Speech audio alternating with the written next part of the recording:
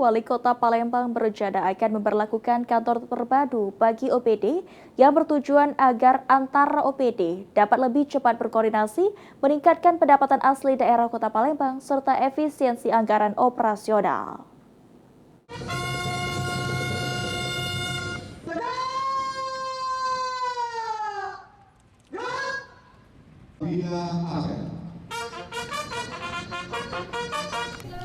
Dalam upaya meningkatkan efisiensi anggaran di tahun 2026 mendatang, pemerintah Kota Palembang berencana akan memberlakukan kantor terpadu bagi OPD.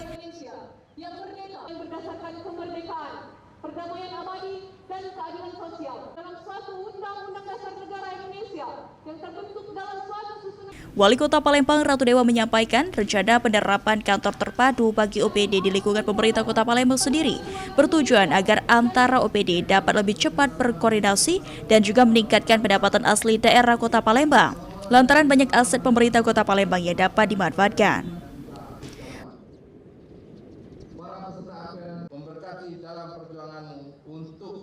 Saat ini, biaya operasional di OPD pemerintah Kota Palembang cukup tinggi dan dengan penetapan kantor terpadu dapat menjadi efisiensi anggaran sekitar 40 hingga 50 miliar rupiah.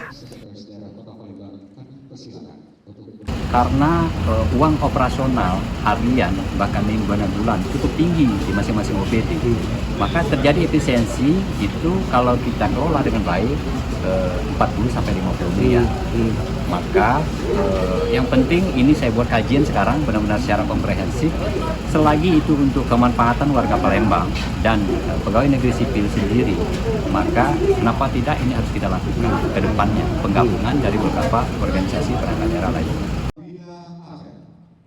Wali Kota Palembang Ratu Dewa menegaskan saat ini dirinya tengah melakukan kajian komprehensif untuk merealisasikan rencana tersebut. Sandi Pratama, PAL TV.